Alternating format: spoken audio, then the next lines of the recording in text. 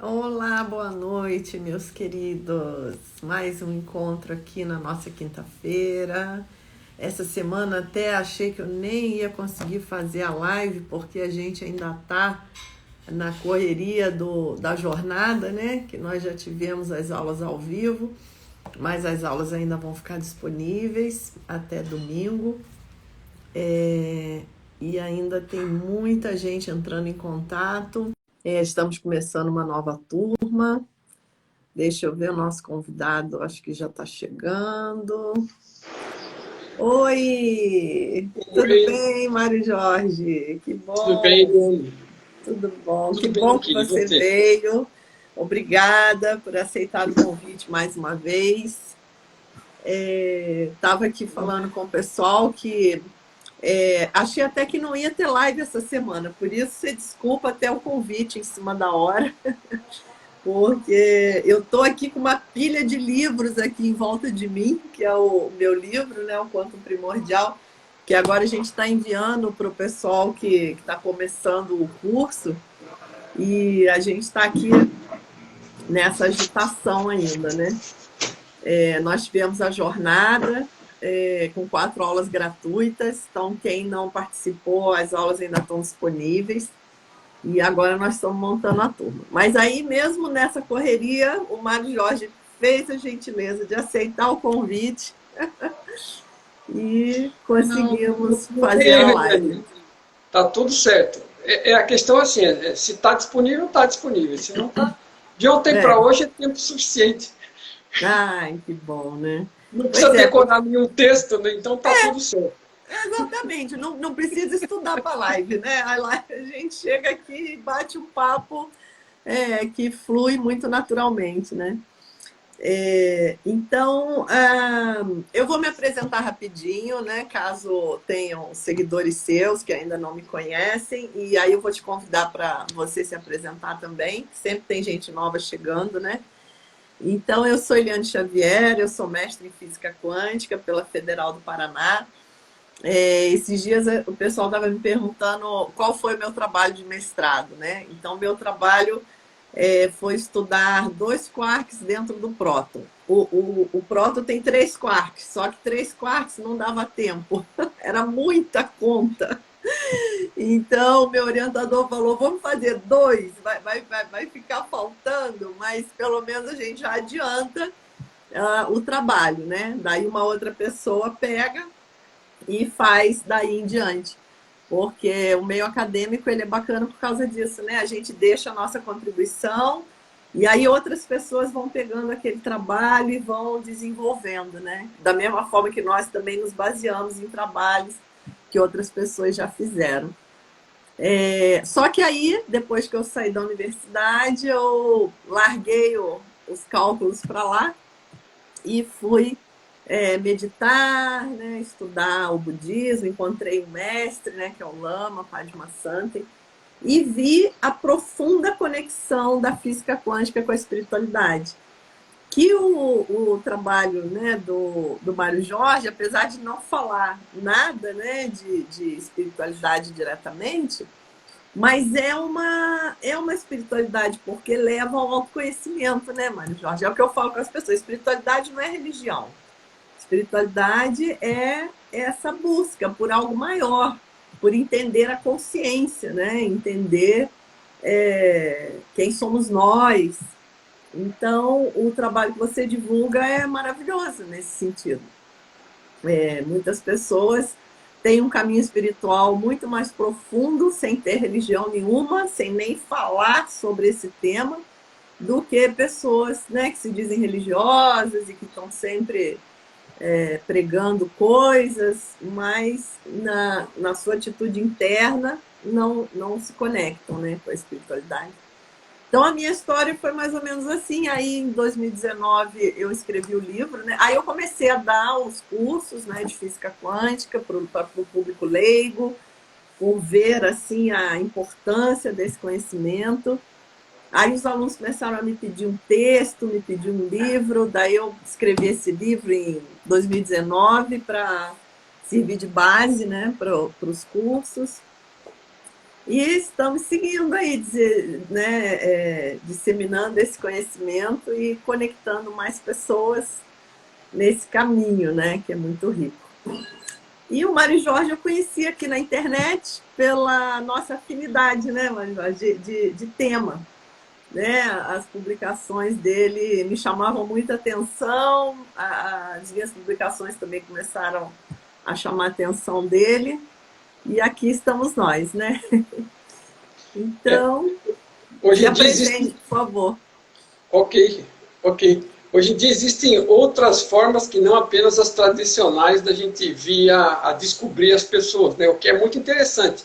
É, Eu nunca imaginei, né, que eu fosse conhecer tantas pessoas e acabar conectado através de meios eletrônicos, né? E é pessoas que estão verdade. distantes, como a May está em Brasília, tem uma É. outra colega do Café Quântico que estava meu Deus, no país do leste europeu, a Polônia, eu acho.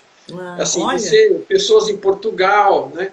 Você é, acaba fazendo uma conexão com gente ao redor do mundo, é impressionante. exatamente. É uma mágica, né? Esse online, é É, muito bom. é muito bacana, porque na É, verdade isso reflete uma propriedade do todo, né?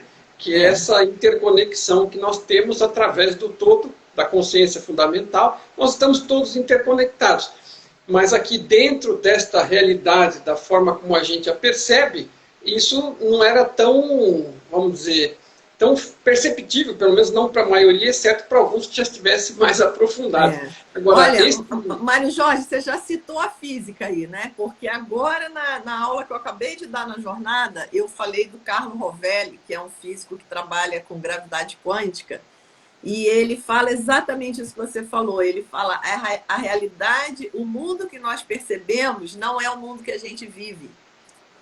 Então, veja como isso é profundo, né? A gente vive num outro mundo, numa outra dimensão que a gente não tem noção do que é, né? E fica percebendo um mundo virtual, né? Como você fala, e perdido, né? Nesse que na minha linguagem eu chamo de paradigma clássico, né? Que é esse mundo material, quando na verdade nós vivemos de verdade em outro mundo, né? Como você falou. Desculpa interromper. não, não tem problema. E assim, na verdade o que acaba acontecendo, né, é que a consciência fundamental, aquilo que nós realmente somos e de onde tudo vem, Uhum. ela de alguma forma, ela acaba meio que se reproduzindo padrões, né, dentro de diversos níveis. E na verdade, aonde que eu estava querendo chegar, né, é que hoje, com o suporte da realidade virtual aqui, como o celular, computador e tudo mais, a gente está reproduzindo um funcionamento, de alguma forma, dessa conexão fundamental que já existe de onde a gente realmente vem, né? Não, Que a gente você nunca falou, está ali. isso aí que você falou é fantástico, porque me lembra a questão do fractal, né? Porque na universidade eu também estudei caos e no caos aparecem, né, os atratores, que são fractais, a gente acaba usando também essas equações, né, que geram fractais. E a gente percebe esse movimento fractal do universo, né? As coisas vão se repetindo em escalas menores, né? Não sei se eu entendi que é isso que você está falando, né? Do mesmo jeito que a Exatamente. consciência, exatamente, né? Então, do mesmo jeito que a consciência cria esse mundo virtual, nós vamos, né? Dentro desse mundo virtual, nós vamos criando submundos virtuais, virtuais, virtuais, né? Nós Como um fractal que vai repetindo aquele padrão em escalas menores, né? nós e toda a natureza, né? Tudo É, que está na natureza vem da mesma fonte e repete os padrões que deram certo, né? E aquilo vai se repetindo em escalas menores, numa direção, e se você vai daqui para lá, vai se repetindo em escalas maiores. Aliás, é uma das descrições que o Tom dá nos livros, né? Que é My Big Tom, Minha Grande Teoria de Tudo. Ele é físico e estudioso da consciência de mais de 40 anos, e ele concluiu que realmente a consciência é um processo fractal de evolução. Ela está, né, ela se desenvolve através de um processo fractal e vai se dobrando sobre ela mesma e reproduzindo padrões simples em quantidade e mistura que leva a situações mais complexas, né? À medida que ela vai se organizando numa direção e na outra, e vai reproduzindo algumas coisas, como este caso aqui, né? Como é o caso hoje de nós, por exemplo, estarmos criando realidades virtuais, né?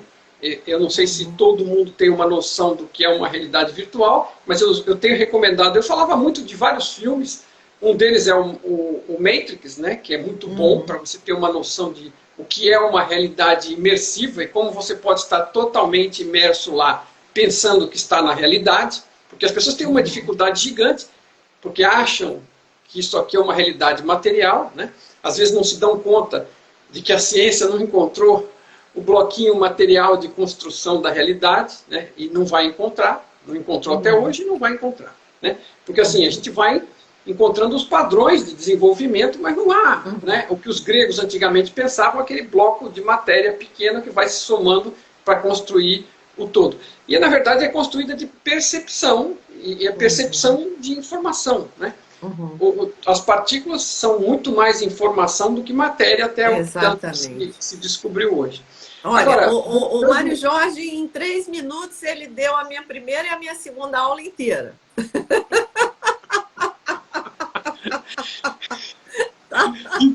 O pessoal que perdeu lá as aulas da jornada, tá aí um resumão, tá? A primeira e a segunda aula da jornada. Mas isso de uma forma super resumida, obviamente, né? Porque assim, o que acontece? Quando a gente fala aqui na live, a pessoa fica meio com água na boca, né? Aí o pessoal me manda no direct depois. Pô, mas não deu para entender direito aquilo que você falou na live. Eu achei super interessante, mas não deu para entender direito. Eu falo, gente, mas na live não dá. Na live a gente não tem slide, a gente não tem imagem. Então a gente cita, né? A gente conversa sobre isso. Mas esses 5 minutos de fala do Mário Jorge aí, vocês terem uma ideia, vira 2 horas de aula. Isso aí viram 2 horas de aula. Para ajudar são 2 aulas. Né? Para então, ajudar as pessoas. Aprender isso direitinho, né? Tem as aulas lá preparadas. Pode falar. Porque não é uma coisa fácil de absorver. Não pense que eu cheguei, para mim, a estas percepções, a estas conclusões temporárias e parciais enquanto durem, né? É do dia para a noite. Ninguém chega nisso do dia para a noite, né? Você vai trabalhando, vai estudando, vai experimentando, vai percebendo coisas e vai refinando, né? E isso é um processo, não é nada assim.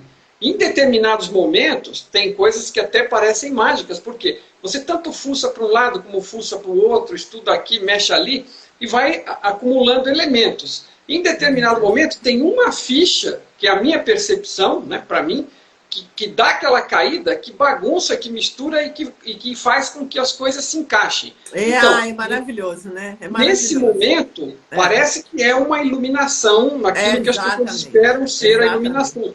Porque se faz a luz, porque as coisas... às vezes um detalhezinho que vai lá... Não deixa de ser uma microiluminação, né? Não deixa de ser uma pequena iluminação, né? Mesmo não seja a iluminação total, mas a gente vai tendo pequenas insights, né? Pequenas... Mas não são pequenas necessariamente, assim, tão microscópicas, às vezes elas são significativas. Só que, assim, ela não acontece por acidente porque você recebe uma tijolada na cabeça ou uma mensagem da estrela Sirius, né?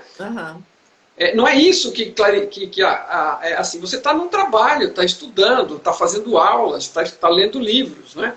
Para compreender determinados conceitos intelectualmente. Em determinado momento, tem alguma coisa que faz-se a luz. E aí aquilo dá aquele panorama geral, aquela desanuviada, as coisas se encaixam, e efetivamente é uma iluminação. Só que é o seguinte, gente, não pense que você teve uma dessas, mesmo que já tenha percebido e tido, e provavelmente já teve algumas, em maior ou menor tamanho, e que se acabou. Não existe fim para crescimento, não existe fim previsto para evolução. A consciência é algo que segue crescendo, que segue evoluindo. Olha, né? Você falou uma coisa agora que os grandes mestres budistas falam. Eles dizem, a iluminação, o mestre Zen fala, a iluminação ela é completa, mas ela cresce sempre. É isso aí. Então, não existe... Eu costumo dizer o seguinte, que não existe INSS espiritual, né? Não, É. não tem uma aposentadoria, Não, né? não, não, Assim, não gente, aposenta. É, crescer é algo para toda a vida, e não estou falando dessa, não.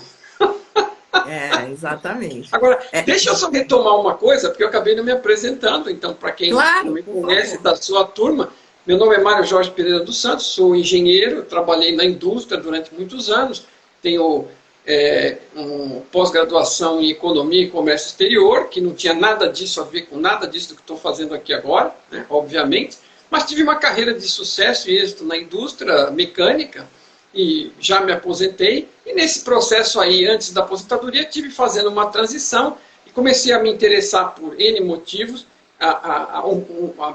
ir em busca do autoconhecimento e não apenas do conhecimento externo e físico, né?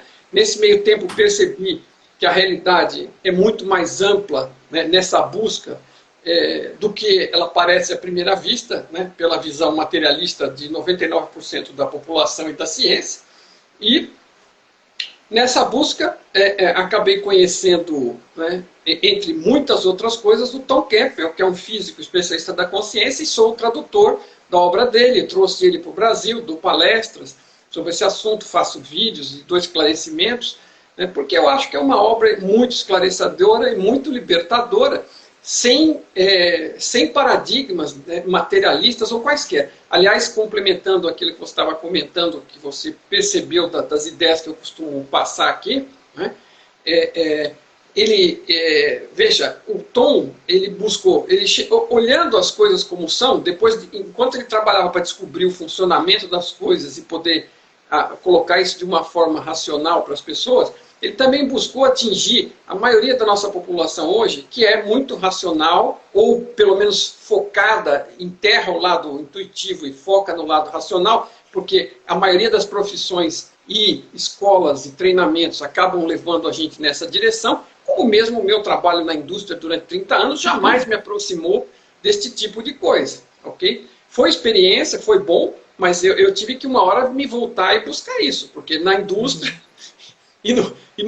na ciência estabelecida você em geral não encontra. Então o que ele fez? Ele tratou de montar essas ideias e disseminá-las de uma forma isenta, para não espantar e para dar uma oportunidade para essas pessoas que se focam apenas no racional, sendo ou não mais intuitivas, por conta de profissão e tudo mais, teriam uma chance de chegar na espiritualidade sem as convenções, e assim, porque fala do Buda, fala sei lá, da religião XY, muita gente fica arrepiada, não é a maioria que se interessa, né? Quando isso aí não tem nada a ver, não é racional, não é minha praia, não me fala nada. Então, assim, ele foi por um caminho isento, usando termos isentos, então, na verdade, tudo para ele não fala muito não é que ele nega nem nada, que não há espírito nem nada, há uma equivalência de tudo isso, mas ele foca de uma forma isenta para as pessoas racionais terem uma chance de racionalmente seguir um caminho até entender o que é a intuição, de onde ela vem e qual a importância dela. Então, ele faz isso de forma isenta. Então, ele fala de consciência. Então, existe uma consciência fundamental, que no início era vazia, mas que tinha potencial, e você vai associar isso com muitas formas de religiosidade ou de religiões, né?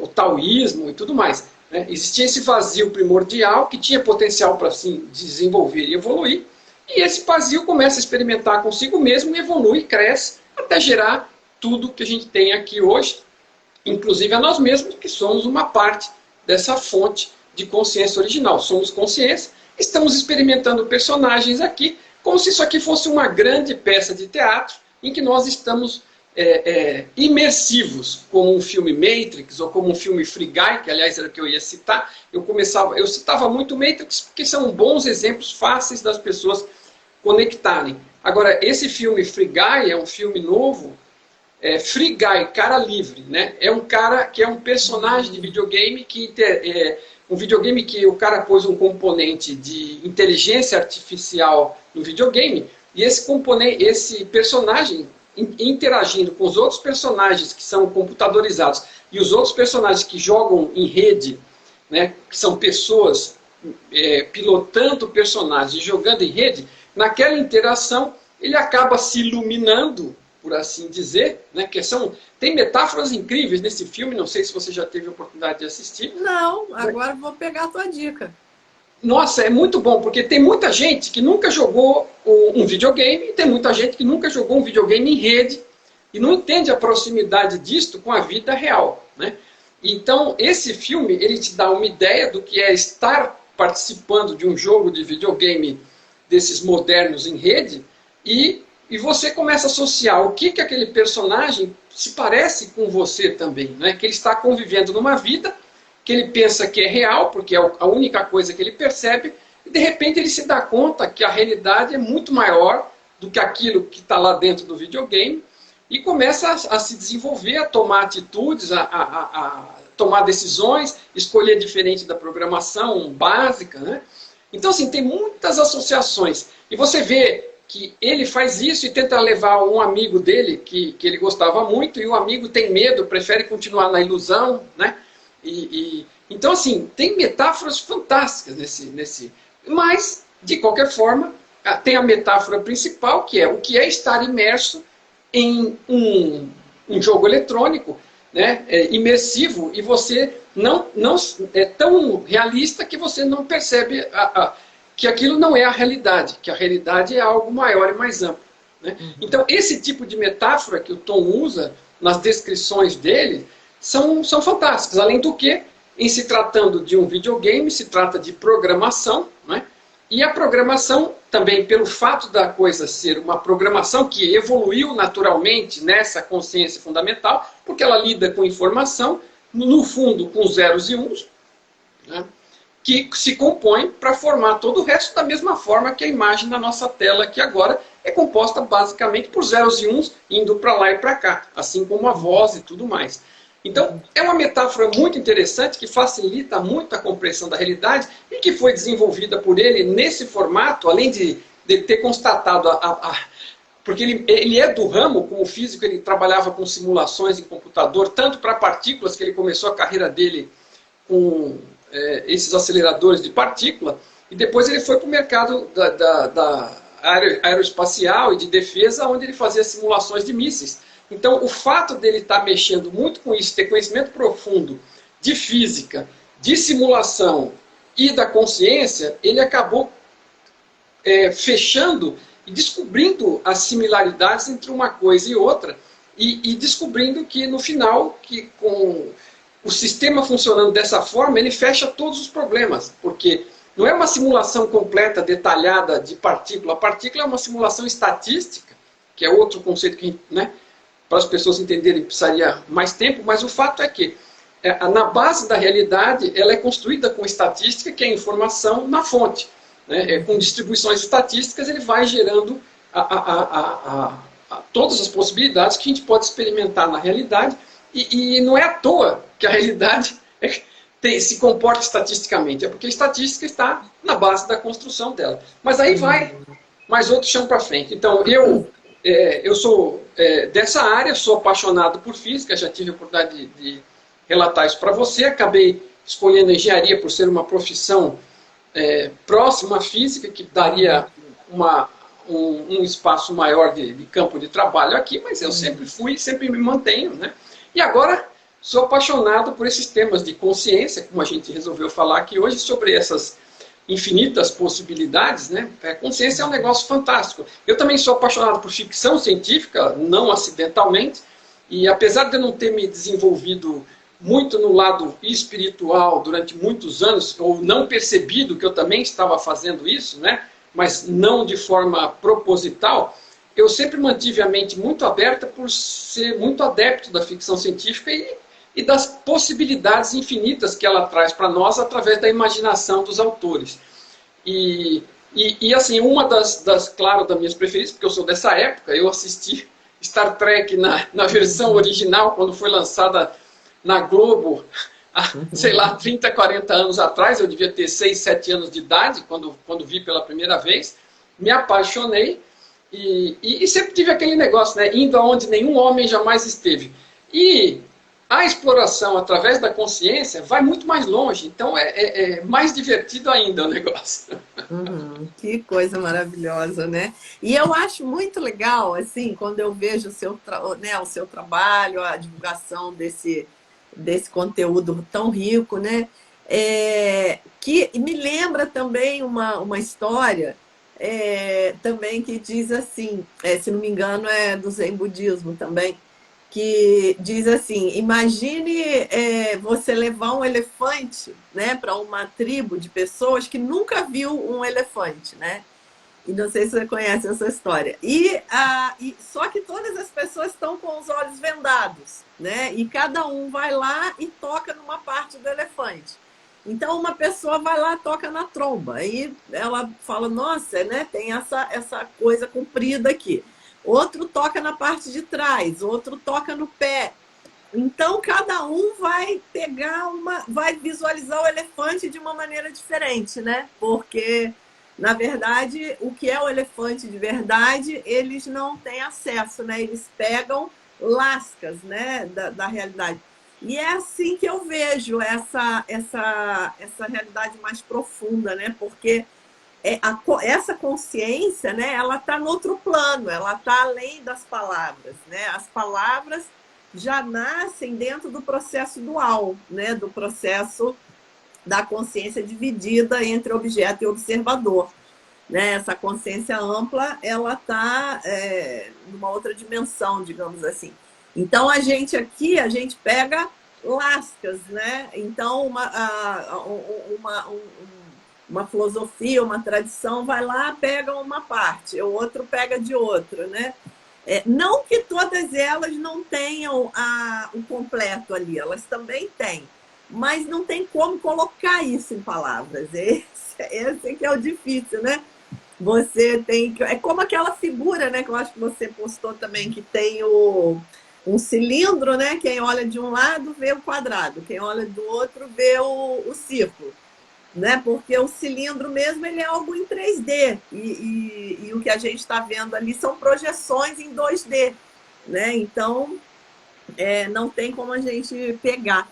Então esse diálogo eu acho muito interessante, por isso eu gosto de dialogar com convidados assim bem variados. Ó, o gatinho não pode ver, quer entrar aqui. Porque aí é como você falou, né? De repente aquelas coisas que estão desconectadas dá um insight, né? Eu te confesso que vendo o teu material, algumas coisas, né, que eu já entendia, mas quando eu vi na linguagem do Tom, aquilo deu um brilho diferente, assim, né? Então é muito legal, é muito rico, se né? complementa, né? E às vezes é aquela fichinha que falta, né? Uhum. E realmente outra coisa que fica bem clara e que o Tom costuma falar, e eu assim, assino embaixo disso super, né? Porque se eu não tivesse as minhas próprias convicções, eu não estaria aqui falando de alguma coisa que alguém está dizendo aí só por falar, né? Uhum. Absolutamente. O meu empenho vai da minha percepção do conteúdo, da realidade daquilo, né? E daquilo que me beneficiou e que eu vi como potencial para beneficiar as pessoas que anteriormente, sem a tradução, nem tinham acesso a nada daquilo, né? Eu queria comentar com as pessoas e ninguém sabia o que era e nem tinha como saber. Infelizmente, a maioria não entende inglês, muito menos em temas desses, né? E assim, para mim, como eu tenho essa, vamos dizer, essa vivência aí mais de exatas, o fato dele usar essa linguagem racional me ajudou justamente naquilo que ele busca ajudar as pessoas, para um engenheiro é perfeito, né? Mas se você olhar hoje, às vezes um médico, uma enfermeira ou um administrador, a maior parte das profissões, ela não prima pela intuição, ela prima pela racionalidade, pela lógica. Algumas com mais equações, outras com menos, né? Que nem no caso do médico, mas o médico também busca ser racional, né? Infelizmente, a nossa cultura, ela demerita muito, ela despreza muito essa parte intuitiva. Tanto que eu fui descobrir o que era intuição e que eu sempre tive intuição e usei muito, né? Depois que eu descobri o tamanho da minha ignorância, porque antes eu achava que aquilo não era intuição, era o meu raciocínio, que às vezes era mais rápido que eu, né? Ele ia na frente, juntava os pontos e trazia soluções para mim, né? E eu não achava que aquilo era intuição, eu achava que era a minha potência, o tamanho da minha cabeça, né? E não é isso, na verdade, né? A intuição é um negócio fantástico, em uso comum com o raciocínio lógico, ele gera uma sinergia fantástica. Agora, normalmente, a intuição está atrofiada, né? E é isso que muito Tom busca. Agora, eu gostaria de ouvir de você também, se a gente, já que estamos num bate-papo, qual é a sua percepção de consciência? Eu vou te comentar rapidamente qual é a minha percepção de consciência e você comenta um pouco qual que é a sua, para a gente trocar um pouco de negócio. Porque aqui, a consciência, a forma como eu a vejo hoje, isso não é um caminho evolutivo e ela segue crescendo, né? Mas a minha percepção hoje é que é aonde consciência é formas, né? As palavras vão sempre estar no caminho, como você já comentou, mas a gente faz o melhor que pode. Então, consciência é aquilo, né, seja lá o que for, aonde tudo é percebido, aonde eu percebo tudo. Consciência é percepção, é onde eu percebo tudo, e se eu não estiver percebendo mais nada, estiver num estado meditativo, né, profundo, mas eu estou desperto, mas eu não estou mais conectado com os sentidos, e eu consegui suspender os pensamentos, eu ainda estou consciente, né?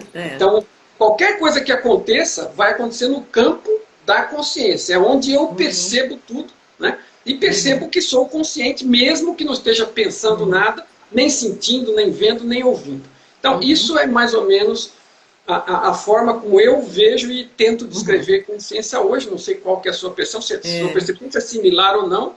Mas... eu teria até mais de uma maneira, né, de definir, assim, de falar da consciência, porque, como eu estava falando, depende da maneira do paradigma que você está, né, olhando, do ângulo que você está olhando, né? Então, o budismo, a consciência é um tema central, né, do budismo, que é a nossa verdadeira natureza, né? Que é a natureza, nesse caso chamada de natureza de Buda, mas pode ser consciência prístina, consciência primordial, tem N nomes, né, dentro de cada tradição.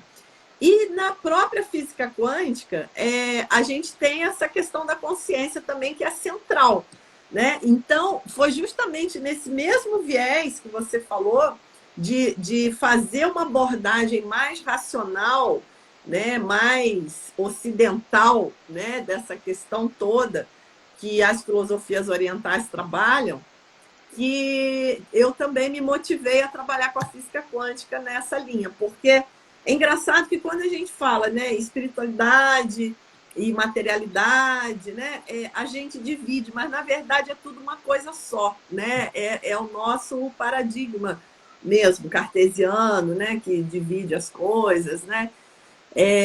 Então, foi isso que eu percebi, que hoje você tem dentro da própria ciência, não é que você vai pegar a ciência e vai fazer um paralelo com a espiritualidade. É mais do que isso.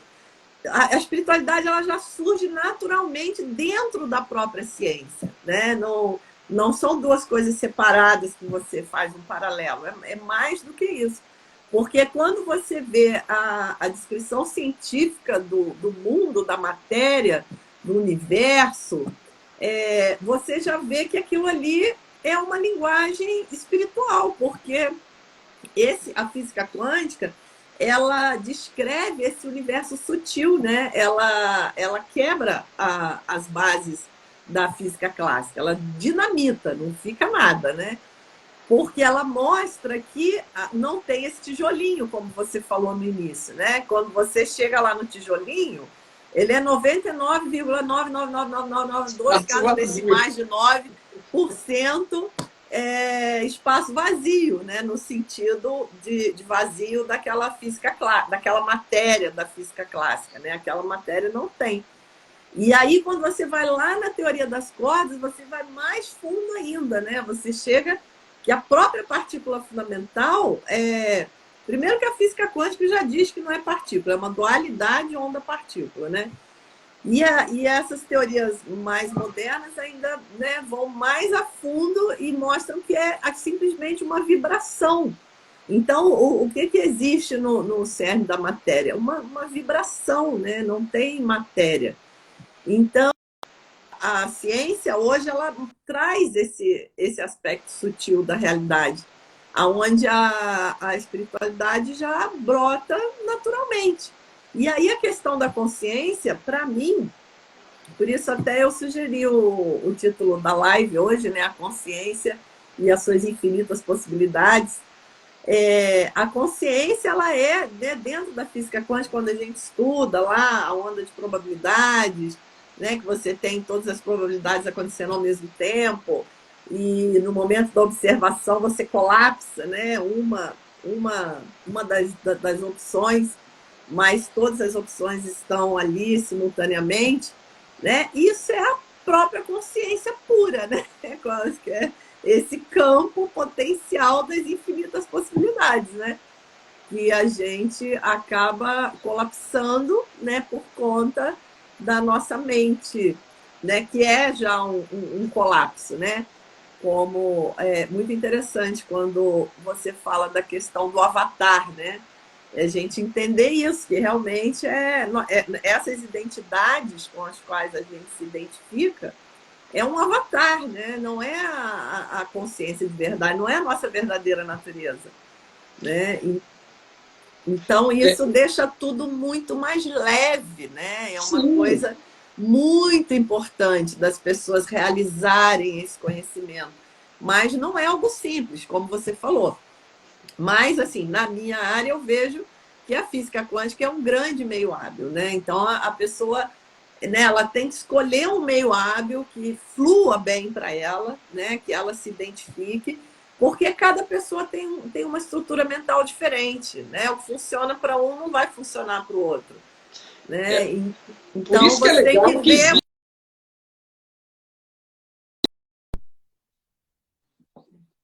ela é legal porque permite que cada um veja aquele caminho que esteja dizendo mais para a pessoa, porque eu costumo brincar com isso, né, mas que nós somos 8 bilhões de pessoas no planeta e não tem duas iguais. Então, por que vai ter dois caminhos iguais, né? Então, e tendo mais caminhos, facilita para mais pessoas, para que fluam através dos caminhos que digam mais a cada uma delas, né? Exatamente. Perfeito. É isso aí.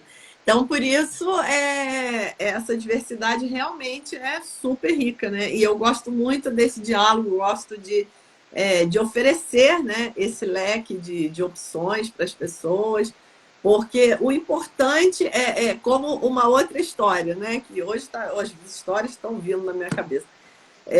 Da chave, né? Não sei se você já ouviu essa, né? Que a pessoa tinha uma chave de latão, uma de prata e uma de ouro, né? E ela tinha que abrir uma porta, né? Qual chave que você acha que ela abriu a porta? Qual que é a melhor chave, né? Para abrir a porta, na verdade? A de latão, a de prata ou a de ouro, né? Qual que ela deve usar? Eu acho que ela não deveria precisar de nenhuma chave, porque essa porta nem é material, mas tudo bem. É verdade. Olha, adorei a resposta. Isso aí, já deu um salto quântico e pulou do contexto, maravilhoso. Mas na história, né, ele diz o seguinte: a melhor chave é a que abre a porta. Não interessa se é de latão, se é de prata. Presta se é de... três. É a que abre, né? Então, com certeza. É isso aí. Então, essa eu não tinha ouvido. Aquela outra do elefante, né? Eu já tinha visto até uma figura que eu já compartilhei, que estão as pessoas com venda apalpando o elefante. Olha, um pega na cauda, outro pega na tromba, outro pega no marfim, não vi outro pega na perna, outro pega na barriga, e está cada um falando uma coisa diferente. Tem uma imagem, depois eu te passo ela, é bem legal. E assim, isso se trata de percepção, né? Porque isso, junto com a linguagem,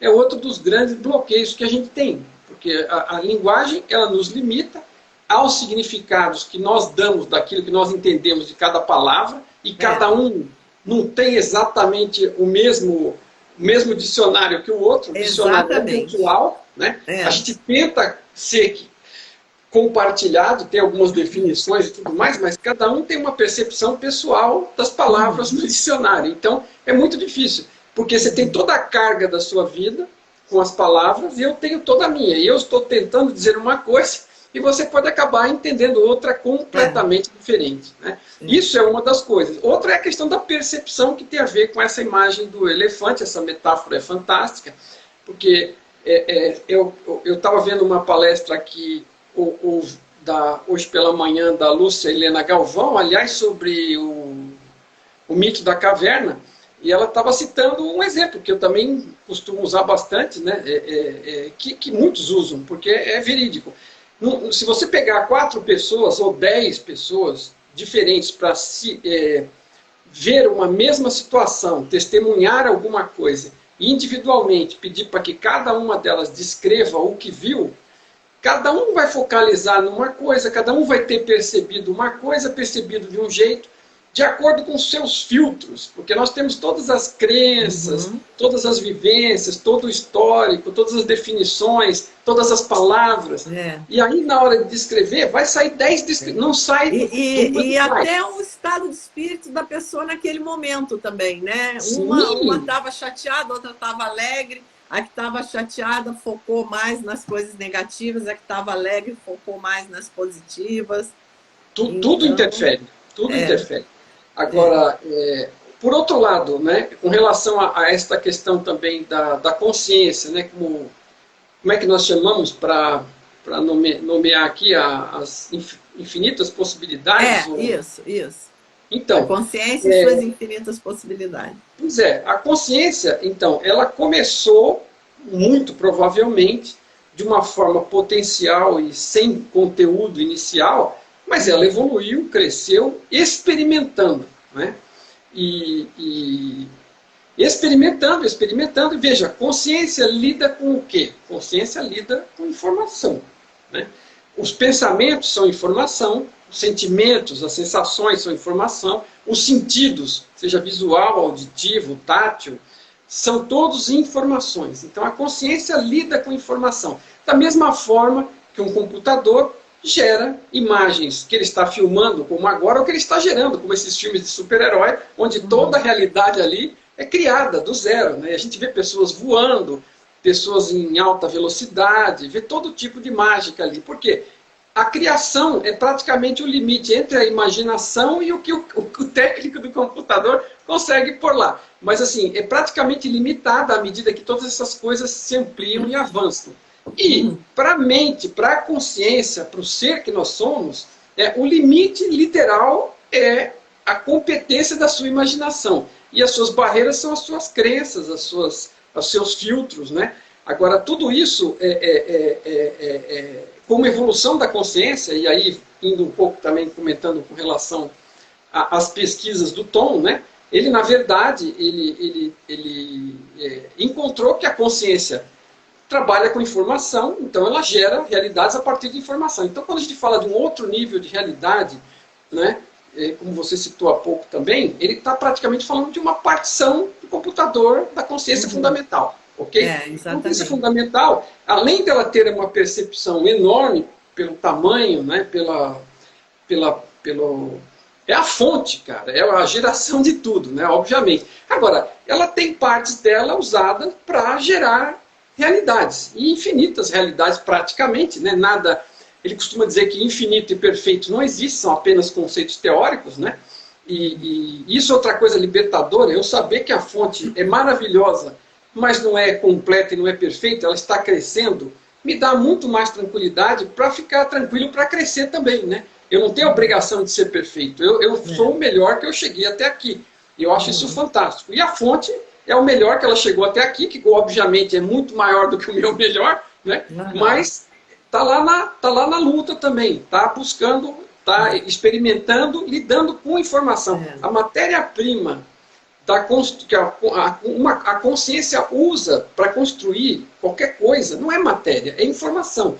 Por isso que ela gera uma realidade com partículas que parecem partículas, mas no fundo não são grandes vazios, mas com muita informação. Cada partícula dessa é uma infinidade de informações que está ali, que se compõe, né? E a gente, quando colapsa alguma coisa, porque toma consciência daquilo, né? Daquela medição ou do que for, a gente está passando a renderizar a realidade como material, como o que parece aqui, através das nossas percepções, né?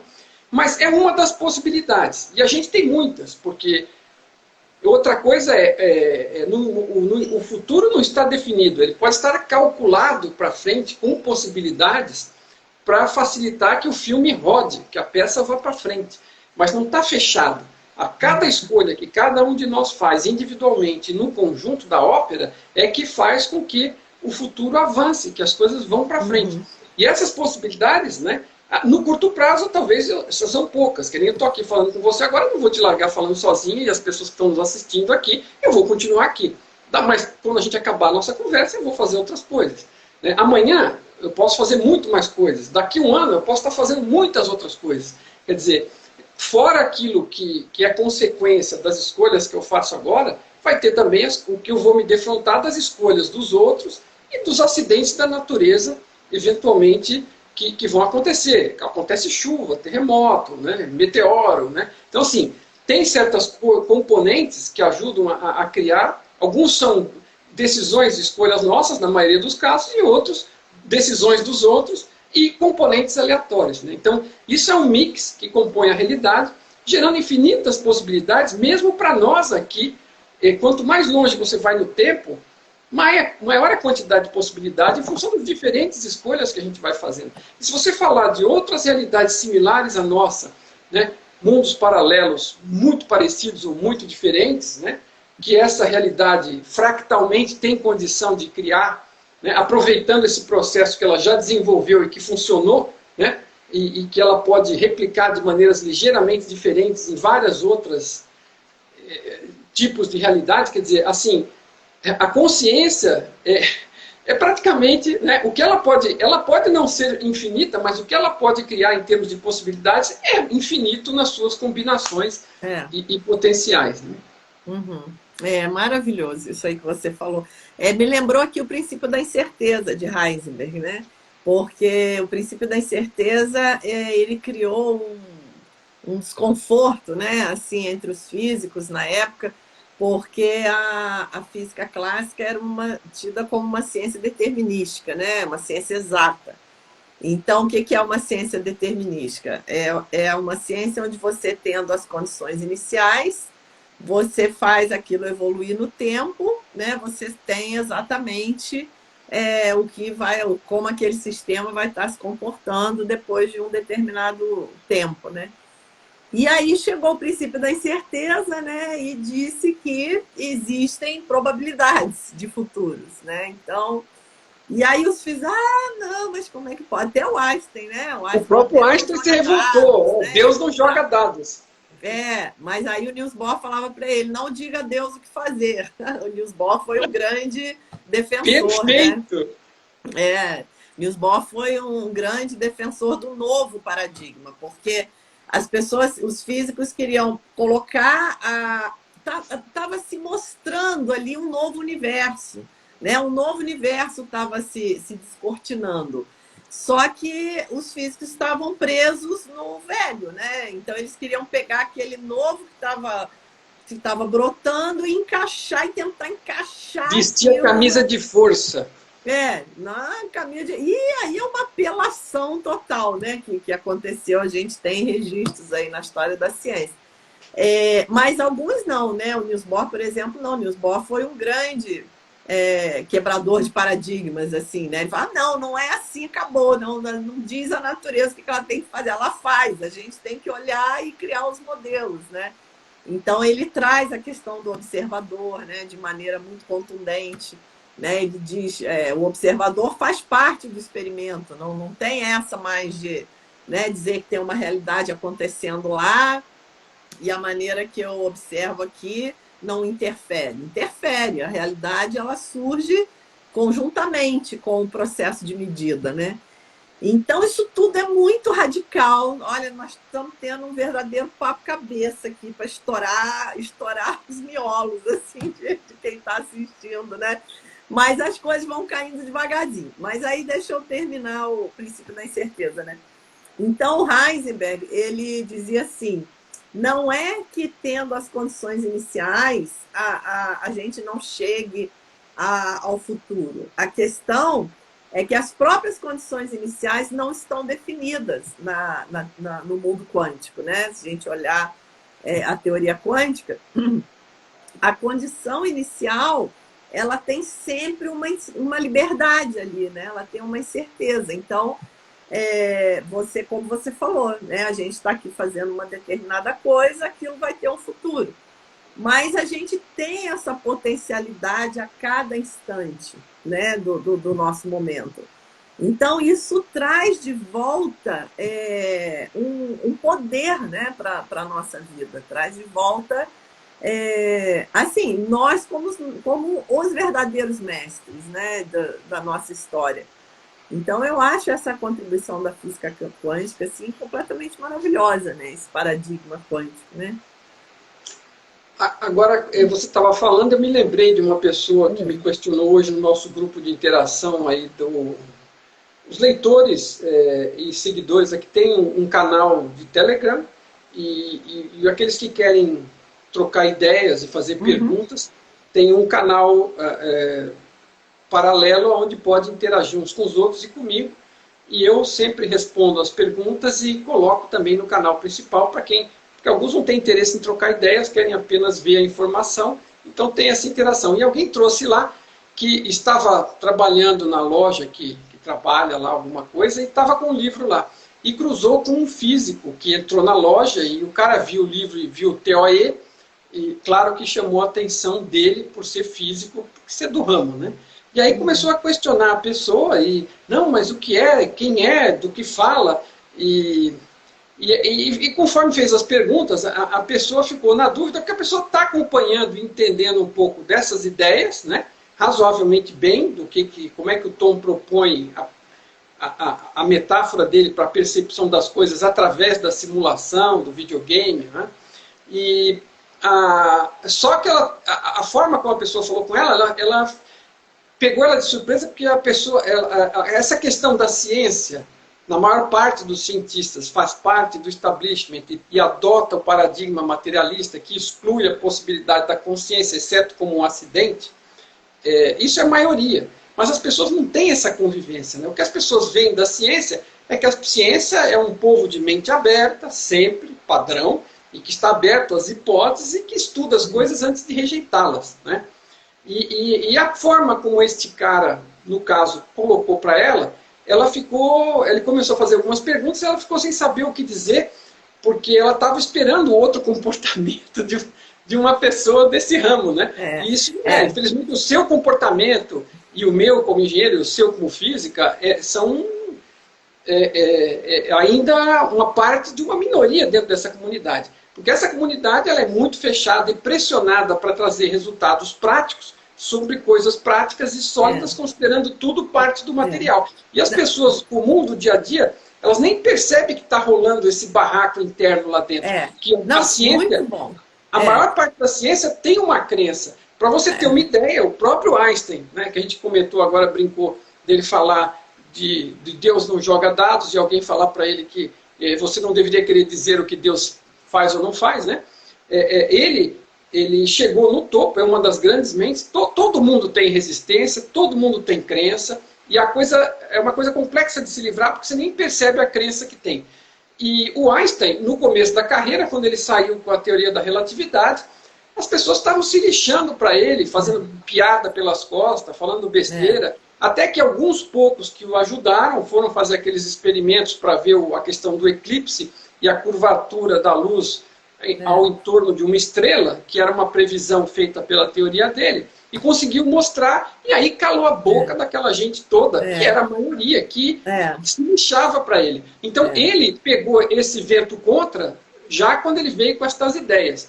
E quando pelo outro lado a física quântica começou a mostrar que a realidade era estatística e não uma equação perfeita, como eles imaginariam que Deus criaria as coisas através de equações perfeitas e não através de estatística, ele também ficou incomodado com isso. Mas ainda que é uma grande mente e ele percebia que havia algo mais, ele só não tinha na época ferramentas para chegar no que era esse algo mais, e a física quântica estava solapando aquelas crenças que ele tinha, e ele acabou morrendo sem ver esse final da história. Né? Verdade. O sonho dele era essa teoria de tudo, né? Uma teoria que unificasse tudo. Até a véspera da morte dele, ele estava lá com o caderninho trabalhando nessa teoria, mas acabou morrendo sem concluir. Mas isso que você trouxe é muito importante. É importante desmistificar essa ciência tradicional, né? Porque as pessoas têm uma imagem muito romantizada da ciência, e não é assim. Né? Quem já esteve... esse assunto surge muito nas minhas lives com o Dr. Francisco de Biasi, né? Que é uma pessoa da neurociência, que também tem uma carreira dentro da academia muito grande, e ele fala coisas assim chocantes, como, por exemplo, o médico que ganhou o prêmio Nobel por mostrar que o cérebro tem um comportamento quântico. Ele mostrou neurologicamente como que a onda de possibilidades colapsa no cérebro. Ele ganhou o prêmio Nobel e esse tema não é falado dentro das universidades de medicina. Então ele fala como é que pode, né? Aquilo simplesmente, né? Eles falam, não, isso não encaixa no nosso paradigma, a gente deixa de lado. Então, a ciência, ela não é livre de dogmas, porque na própria concepção da causação ascendente, né? De que a matéria é a base e a consciência é um fenômeno secundário, né? Eles partem de que a base são as partículas fundamentais, que formam átomos, que formam moléculas, e vai indo até chegar no cérebro e na consciência como resultado. Só que da onde que saíram as partículas fundamentais? É um dogma. É um dogma. Ninguém responde. É um dogma. Então é igualzinho a Igreja Católica lá, que fala... Né? No início havia não sei o quê, e tinha o Adão e Eva, mas de onde são Adão e Eva? Não interessa. Tinha o Adão e Eva. A ciência faz a mesma coisa, gente. No início havia um pequeno buraco negro que continha toda a matéria futura do universo. E ele estava no vazio, em algo que não existia, porque o universo não existia. E aí ele explodiu no universo que agora existe. E isso não é uma... Pelo amor de Deus, não é verdade? Assim, isso não parece místico para ninguém. Não, pois é. Então, assim, uma coisa é você entender onde está pisando e outra é você vender outra para os outros. Ninguém tem dúvida que a ciência traz coisas fantásticas. Né? Assim como ninguém pode mais questionar a física quântica hoje, porque muito do que a gente está usando aqui de equipamento eletrônico depende das propriedades quânticas. Total. E aí, se ela não existisse, não funcionasse a realidade como, em certos aspectos, a física quântica descreve, nada disso a gente teria hoje. Eu, para minha ignorância, né, eu desconhecia até outro dia que tem uns fenômenos quânticos que ocorrem no Sol, se eu não me engano, é o próprio tunelamento, que se não fosse pela existência do tunelamento, o Sol não teria condições de existir. Né? E isso eu descobri há pouco tempo, porque assim, a ciência é enorme. Não tem como você saber de tudo que as pessoas estão sabendo. Mas o problema é que a nossa cabeça ela quer generalizar. Né? Ou aquilo é maravilhoso, ou aquilo não presta. Não é isso, não é nem um extremo nem outro. Assim, cada coisa tem o seu mérito e o seu defeito. Né? É que a ciência ela traz tanta coisa boa para nós e ela acabou ficando como a nova igreja da definição da vida das pessoas. É a religião do ocidental. Entendeu? E agora não há necessidade de fazer isso. A melhor coisa é o método científico que propõe que você use ceticismo e que você experimente com as coisas e para poder tirar conclusões, gerar hipóteses, verificar se o modelo descreve bem as coisas. É isso que a ciência faz. Agora, esse fato dela tentar fazer isso com a mente aberta, mesmo que tenha dificuldades, é importantíssimo. Agora, quando você já parte de pressupostos... Mas aí é que tá. A mente, em geral, é muito mais fechada do que um religioso. Né? Não, o Dalai Lama, ele provoca, né? Ele fala, o budista é cético e o cientista é crente. É quase isso. Porque o budista ele questiona tudo, ele questiona até o próprio budismo. Né? O budista, ele mesmo critica o budismo, ele mesmo fala que o budismo tem que ser abandonado no final do caminho. Né? Agora, o cientista não. O cientista, você ainda acreditar em... O paradigma materialista, ele vai cair por falta de matéria. Não tem nem matéria. E a pessoa está lá crente. Ele acredita com tanta fé naquele dogma que ele nem percebe que ele tem dogma e que ele está usando fé porque não tem base. Exatamente. Né? Aquilo são hipóteses iniciais. Essas hipóteses iniciais levam para um modelo que não descreve bem a realidade. E outro dia também eu fiquei besta também, porque vamos dizer, no último, sei lá, 2 ou 3 anos, eu descobri que tinha uma lista que eu não conhecia da revista Science, que eu não lembro de que ano é, mas teve um ano que ela comemorou acho que 125 anos, algo assim. E ela resolveu listar, né, contra a realidade do que as pessoas pensam, de que a ciência já resolveu quase tudo que havia para resolver, né? Ela elencou, através da comunidade científica, as 125 questões não respondidas pela ciência até hoje e ordenou por ordem de importância, criou algum critério. E assim, são 125 coisas que as próprias cientistas trouxeram à tona que não estão resolvidas. E aí, para minha estupefação, né, em ver isso organizado desta forma muito interessante e inteligente, a primeira era do que é feito a realidade, do que é feito o universo. A pergunta é exatamente isso. Do que é feito o universo? As pessoas todas acham que os cientistas já sabem do que é feito o universo.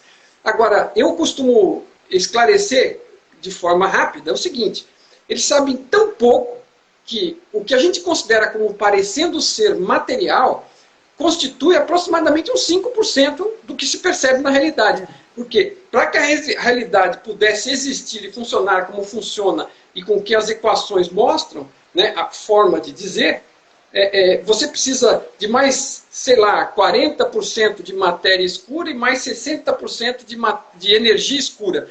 E aí a pessoa fala, não, mas ele sabe, matéria escura e energia escura. Ninguém viu matéria escura e energia escura. São ideias para encher um buraco que está faltando. Ninguém tem noção do que é energia escura. 5% que eu acho que sei que é a matéria, a gente sabe que a física quântica mostra que 99% é um espaço vazio. E o resto que eu acho que eu não sei, eu criei um nome. Matéria escura e energia escura. Isso é parte de uma teoria que nunca foi provada. Quer dizer, é uma ideia. Mas os próprios físicos falam que ninguém sabe o que é a matéria escura. Ninguém sabe exatamente o que é a energia escura. Isso é uma das questões que está em aberto na física, né?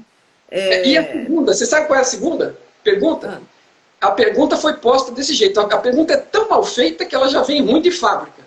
A primeira pergunta é assim: do que é feito o universo? Ninguém sabe. A segunda é: qual a origem biológica da consciência? Então, assim, quando você pergunta com paradigma errado, você nunca vai encontrar resposta. Porque você já está considerando que, se a origem é biológica, biológico é material, então a consciência é um acidente biológico da matéria. Tá tudo errado. Nunca. E como a matéria você não sabe o que é, você não sabe o que é da primeira pergunta, você já não sabe. Então você nunca vai saber. Porque a pergunta nunca foi feita de acordo. Qual é a origem da consciência? Essa é a pergunta. Não qual é a origem biológica. Mas isso é uma coisa, né, que eu, por exemplo, que estudei ciência pura, né, é uma coisa que a gente fala muito, que era muito falado no nosso departamento de física lá, que a boa pergunta, ela vale mais do que uma resposta, né? Porque a ciência evolui quando você faz a pergunta certa. Então, ao invés de ficar procurando resposta, você tem que procurar qual é a pergunta certa. Que a gente não acha, porque a gente está procurando no lugar errado, a gente está fazendo a pergunta errada. Né? Então, a pergunta errada te dirige para o lugar errado para buscar a resposta. E aí, nossa, eu lembrei mais uma história. Gente, o que está acontecendo hoje? Não é possível. Mas essa talvez também você já tenha ouvido, que é do rapaz que está lá procurando a chave, né? Ele está lá de noite, debaixo de um poste, muito aflito, procurando uma coisa. Aí chega um colega, nossa, o que foi? Você está aí aflito? Deixa eu te ajudar. Não, que eu estou procurando a chave da minha casa, eu não consigo entrar. E aí o colega abaixa ali, começa a procurar junto com ele, eles procurando ali debaixo de um poste de luz. Passou uma meia hora, o colega vira para ele e fala: você tem certeza que foi aqui que você perdeu a sua chave? Porque nós estamos aqui há meia hora, não conseguimos achar nada. Aí o homem fala assim: olha, para falar bem a verdade, eu acho que eu perdi ali embaixo, mas é que ali não tem luz, então eu estou procurando aqui onde tem luz. É Então é perfeito. isso que a gente faz. A gente sabe que a resposta não está ali, mas é o único lugar que a gente enxerga, que tem luz iluminando. A gente fica ali procurando, mesmo sabendo que não é ali que a resposta está. Mas a resposta está num lugar que não tem luz, eu não enxergo ali, então eu não vou nem. Então, essa é a nossa missão, né? É fazer essa luz se ampliar um pouco, fazer as pessoas enxergarem outros cantos, né, do saber, aonde elas podem encontrar novas respostas, né? Porque não adianta ficar debaixo desse poste aí da física clássica, do paradigma clássico, que não vamos achar, né? Não tem jeito. Eu acho que o mais importante disso, e deixamos bem claro, né?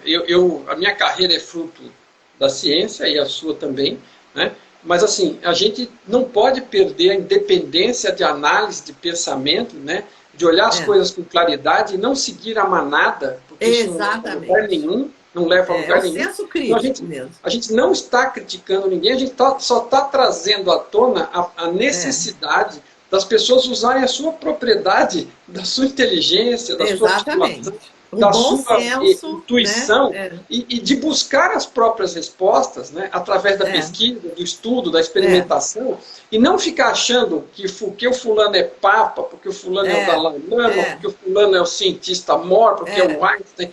Sabe, as pessoas podem te ajudar com mapas do caminho, mas elas jamais você vai ter que, deveria ter que aceitar nada como, por causa de ser o fulano ou o beltrano que está dizendo. Inclusive nós aqui, a gente está contribuindo para você raciocinar melhor e andar com as próprias pernas. Estimular que você ache as suas próprias respostas, porque as respostas cada um é que acha, a gente só estimula, a gente só oferece, né?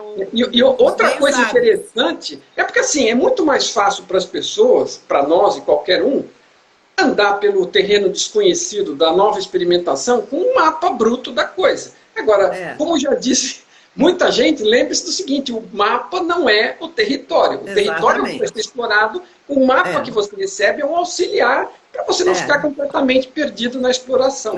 Mas a exploração é sua, e é você que vai conhecer o terreno, e se você não conhecer, não adianta nada, porque só pelo mapa não vai dar para dar muita suporte. Não é decorando o mapa que você vai resolver o teu problema, é andando pelo território. É isso aí. Parabéns, Mário Jorge, fechou muito bem a nossa live, que a gente já está com 1h10, já estouramos o horário, normalmente eu faço 1 hora, para não ficar muito longa, porque muita gente assiste depois, mas passamos aí, não tem problema, né? O papo estava muito bom. Então, te agradeço muito a presença. Esse vídeo fica no feed, depois eu salvo ele, jogo no canal do YouTube. Aí eu mando... quer dizer, nem preciso mandar o link, né? Porque você mesmo consegue pegar, Se né? você salvar, como eu sou participante, eu acho que fica fácil para mim baixar. Não, mas eu te mando. Eu te mando. Mas se eu não tiver qualquer dificuldade, eu falo contigo também. Você me fala, isso. E aí a gente, né, espalha mais aí esse bate-papo. Agradeço se você salvar, porque realmente fica para aquelas pessoas que não puderam. Nós tivemos uma boa participação aqui conosco, mas muito mais gente vai poder aproveitar também disso. Exatamente. E aí também o pessoal compartilha pelo WhatsApp, né? Dá para espalhar para mais pessoas. Eu ativei aqui os comentários, mas o pessoal hoje não, acho que não teve perguntas aqui. O pessoal ficou mais ouvindo, absorvendo, né? Mas muito obrigada e como eu falei no início, né, a jornada ao salto quântico teve as aulas ao vivo, mas as aulas ainda estão disponíveis até domingo. E nós estamos montando a turma agora, né, para dar continuidade. Então, quem quiser participar ainda dá tempo. Só pedir o link. Muito obrigada, Mário. Até a próxima. Obrigado, Eliane. Obrigado a todos que nos acompanharam. Quem se interessar pelos livros estão à disposição no nosso site. É só me procurar aqui através do Instagram também. Eu estou trabalhando para finalizar um livro novo do Tom agora. Me permita comentar só isso. O Parque do Tom é um livro, porque assim, os 3 livros dão uma ideia de como as coisas funcionam e o que você pode fazer um pouco, mas esse livro é voltado só para práticas, para a consciência, para você fazer experimentar e evoluir nessas práticas. Então é um livro só voltado para práticas, chama-se O Parque do Tom. Então estamos aqui nos retoques finais aqui do Olha que bacana, saindo mais uma tradução aí, que legal. Exato, muito exato. bom. Então, Gente, tá bom. obrigada ao pessoal que assistiu aqui com a gente, que formou esse grupo aí, trazendo essa energia do grupo, né, que eu acho sempre muito importante. Até a próxima quinta, né? Eu vou tentar seguir sem furar nenhuma quinta, porque o pessoal agora já reservou esse espaçozinho na agenda. Fico bem feliz. Quando não tem a live, o pessoal manda pergunta. Essa quinta não vai ter? Então é bem produtivo isso, né? Então, beijão, gente. Até a próxima. Tchau. Tchau.